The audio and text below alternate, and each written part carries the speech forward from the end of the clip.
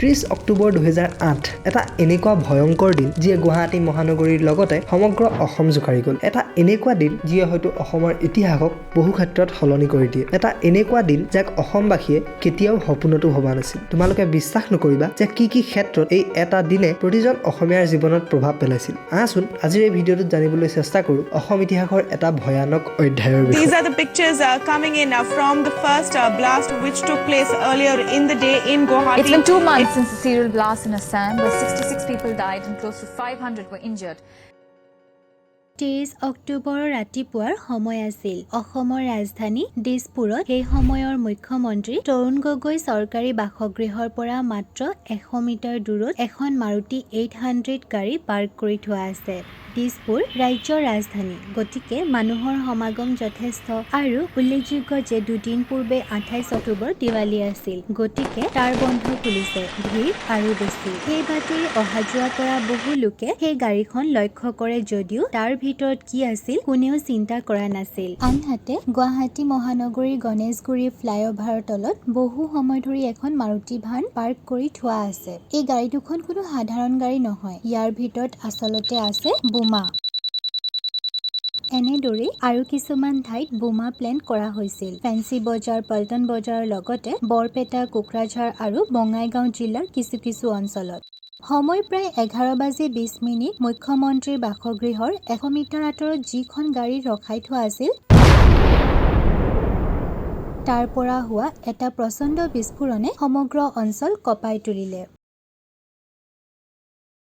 আনহাতে এই প্ৰথম বিস্ফোৰণটোৰ ঠিক 3 মিনিট পাছত গণেশগুৰি ফ্লাইঅভাৰৰ তলৰ পাচলি বজাৰত আন এটা অতি প্ৰবল বিস্ফোৰণ সংঘটিত হয়। দ্বিতীয়খন গাড়ী, দ্বিতীয়টো বিস্ফোৰণ।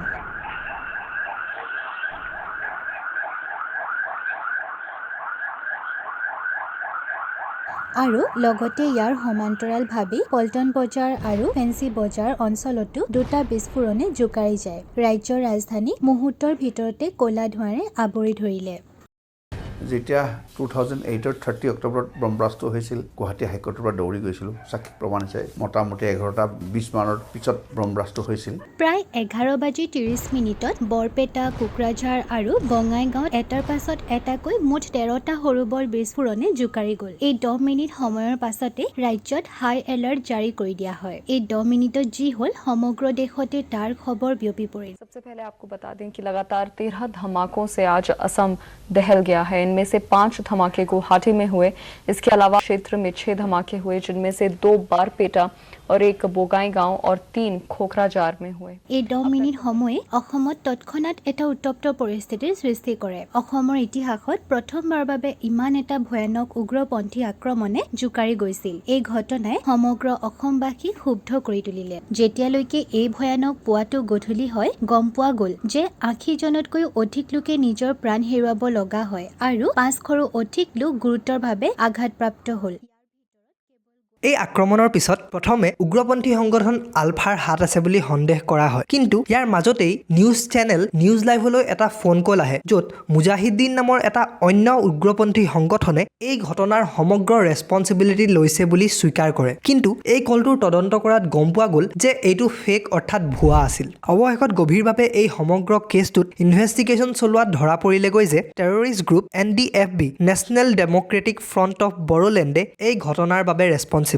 আৰু এই গ্ৰুপটোৰে founder and chief Ranjan Daimary, যাক এই 2008ৰ ব্লাষ্টসমূহৰ মাষ্টাৰ মাইণ্ড বিবেচিত কৰা হয়। পৰৱৰ্তী সময়ত ৰঞ্জন দৈমাৰীৰ নামটো তেওঁলোকে পুলিচ ইনভেষ্টিগেশ্যনত NDP জড়িত থকা বুলি তেওঁলোকে কিছু তথ্য সংগ্ৰহ কৰে। ৰঞ্জন দৈমাৰীয়ে এই আক্ৰমণসমূহ কৰাৰ আঁৰত কি কাৰণ দৰ্শায়? তেওঁলোকৰ দাবী আছিল যে বড়োলেণ্ডক অসমৰ পৰা পৃথক কৰি দিয়া হওক আৰু এখন ৰাজ্যৰূপে স্বীকৃতি প্ৰদান কৰা হওক। বড়োলেণ্ড, যাক ভাৰত চৰকাৰে 2003 চনত অলৰেডি এখন অট'নমাছ ৰিজন ৰূপে স্বীকৃতি প্ৰদান কৰিলে, যাক বৰ্তমান বড়োলেণ্ড টেৰিটৰিয়েল ৰিজন চমুকৈ BTR বুলি জনা যায়, য'ত অসমৰ 5খন জিলা অন্তৰ্ভুক্ত হৈ আছে: কোকৰাঝাৰ, চিৰাং, বাক্সা, তামুলপুৰ আৰু ওদালগুৰি। কিন্তু এই সকলোবোৰৰ পিছতো তেওঁলোকক এখন বেলেগ ৰাজ্য লাগে, কাৰণ NDFBৰ মতে বড়ো লোকসকলে অসমত নিজৰ অস্তিত্ব হেৰুৱাই গৈ আছে। যিসকল অৰিজিন আছিল যিসকলে হাবি জংঘল কাটি এই ভূমি চাফা কৰিছিলে সেই মানুহখিনিৰ লগত অন্যায় কৰাৰ কাৰণে আজি পৃথক হ'বলৈ ইচ্ছা কৰিছে নহ'লে কেতিয়াও আমি সৰু হৈ থাকোঁতেই আমি পৃথক হোৱাৰ কথা আমি চিন্তা কৰা নাছিলোঁ এই কথাটো কিমান সঁচা